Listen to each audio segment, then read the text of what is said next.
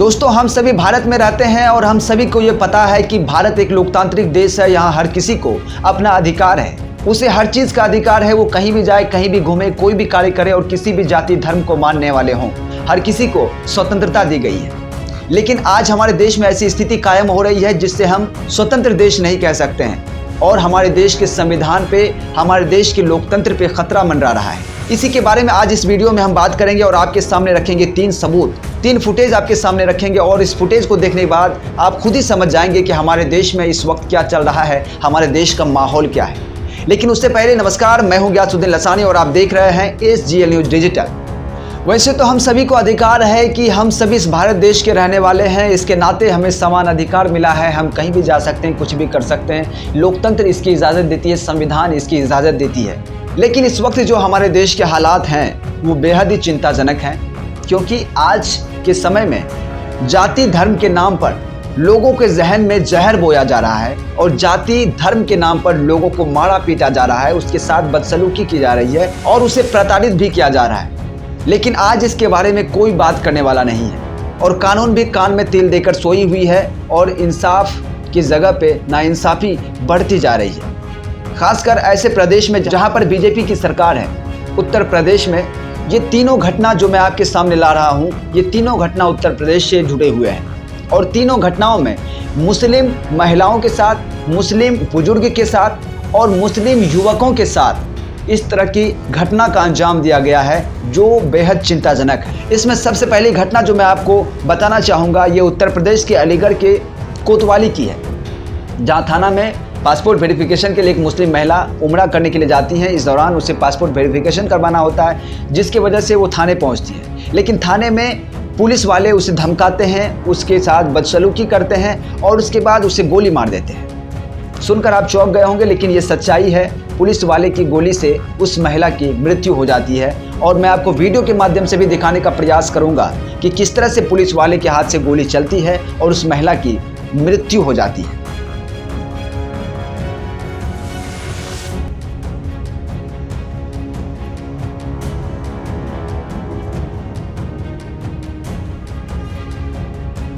तो आपने देखा कि किस तरह से पुलिस वाले की गन से गोली चलती है और इस महिला की मृत्यु हो जाती है। उनके साथ जो खड़ा है उनका बेटा है और जिस वक्त उसे धमका भी रहे थे, उसके बाद जिस वक्त पिस्तौल अपने सहयोगी से पुलिस वाले मंगाते हैं, उस वक्त उसका बेटा ये भी कहते हैं कि सर, अगर अपनी बंदूक को साफ कर रहे हैं तो इसकी पोजीशन किसी दूसरे तरफ जो है कि कर लें, ताकि ओरिजिनल गोली है, कभी भी चल सकती है, कुछ भी हो सकता है। लेकिन इस बात को पुलिस वाले नहीं मानते हुए उनकी पोजीशन उस महिला की तरफ करके सफाई करते हैं, जिसकी वजह से उस महिला को गोली लग जाती है और उसका वहीं पे वो स्वर्गवास कर जाती है। हालांकि पुलिस वाले अब ये कह रहे हैं कि ये गलती से चली है, लेकिन सबसे बड़ा सवाल अब ये उठता है कि किसी पुलिस वाले को ट्रेनिंग दी जाती है, जब उसे ज्वाइन करवाया जाता है तो बाकायदा ट्रेनिंग दी जाती है कि किस तरह से उसका रखरखाव करना है और किसके साथ किस तरह से बर्ताव करना है। सबसे पहले तो उन्होंने बर्ताव महिला के साथ गलत किया कि उन्हें डांट फटकार लगाई, उन्हें जो है कि गलत सलूक किया उसके साथ, महिलाओं के साथ। उसके बाद जो है कि गन का सफाया उसके तरफ करके कर रहे थे, मना करने के बावजूद, जिसकी वजह से गोली चली। अब ये गोली चली या जानबूझकर चलाई गई, ये बात अभी साफ नहीं है, लेकिन पुलिस वाले ये कहते हुए नज़र आ रहे हैं, उन्होंने अपनी सफाई दी है कि ये गलती से चली है। क्यों, ये बहुत बड़ा सवाल है। और सबसे बड़ा इसमें बात यह अब आता है कि वो उसके जो मुख्य गवाह हैं, उसे मारने की धमकी खुद वो पुलिस वाले देते हैं और उसे उसी थाने में बंद करके रखते भी हैं जो मुख्य गवाह होते हैं। जिसके बाद वहाँ के लोगों ने, पीड़ित परिवार के लोगों ने उस गवाह को अपने पास रखा है, पुलिस को ले जाने नहीं दिया गया है, क्योंकि उसके साथ कभी भी कुछ भी हो सकता है इसके वजह से। और सबसे बड़ा सवाल अब ये उठता है कि बीते कई दिनों से घटना चल रहा है, ट्विटर पर ट्रेंड कर रहा है, लेकिन इसके बारे में कोई भी किसी भी चैनल में, बड़े बड़े चैनल में आज तक एक झलक इसकी देखने को नहीं मिली है, इस मुद्दे को नहीं उठाया गया है। यहीं पे अगर कोई दूसरे समुदाय के लोग रहते तो शायद इस पे एक्शन ली जाती और बहुत बड़ा बवाल हो सकता था। अब मैं यहाँ पे किसी को जाति में नहीं बांट रहा हूँ, लेकिन जो सच्चाई, जो हकीकत है, मैं वो बयां कर रहा हूँ कि अगर यहाँ पे एक मुस्लिम महिला की जगह कोई और होता तो फिर इस बात का बहुत बड़ा इशू किया जाता और मेन स्ट्रीम मीडिया में भी इसको बड़ी प्रमुखता से छापा जाता, दिखाया जाता। लेकिन आज एक मुस्लिम महिला के साथ हो रहा है, इसके वजह से इस खबरों को बिल्कुल ही दबा दिया गया है, इस खबरों को बिल्कुल भी कहीं पे प्रदर्शित नहीं किया गया, प्रकाशित नहीं किया गया है। अब मैं आपको उन मुख्य गवाह का 2 लाइन सुनाना चाहता हूं कि आखिर वो क्या कह रहे हैं। देखिए। के साथ आई थी वो लेडीज और मेरे सामने इन्होंने पिस्टल मंगाई सर ने। इंस्पेक्टर साहब ने मियां पिस्टल दे दो, एक ऑफिस में से मंगवाई, ऑफिस में से पिस्टल मंगवाई, मैं एक पिस्टल दे दो। पिस्टल लाके सर के हाथ में एक पुलिस वाले ने दे दी। उन्होंने पिस्टल चेक करी तो पिस्टल ऐसे करके चेक करी उनके सिर की तरफ कैसे मैं चेक कर रहा हूँ। वो ये कह रहे थे अरे सर ऐसे चेक करे उनकी तरफ, अरे कोई हंसी में आ गया, असली गोली चल जाएगी। इतनी देर में गोली चलाई, वो मर गई, वो गिर गई भाई।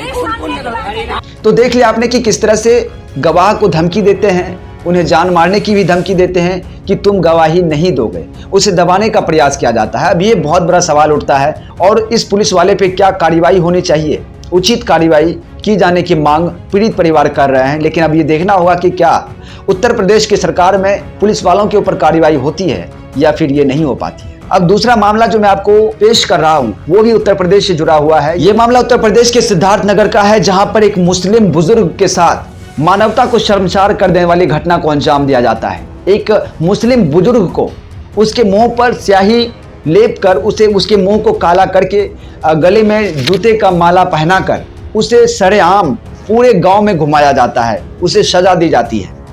उनके ऊपर एक मामूली सा आरोप है जिसके वजह से उसके साथ इस तरह की घटना को अंजाम दिया जाता है।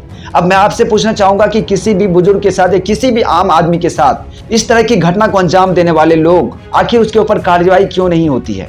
आखिर क्या कानून ये अधिकार देता है कि किसी के साथ वो इस तरह की घटना को अंजाम दे सकता है, किसी को पब्लिक पैलेस में लोगों के बीच इस तरह से उसकी इज्जत और आबरू पर हमला कर सकता है, उसे थूक चटवा सकता है?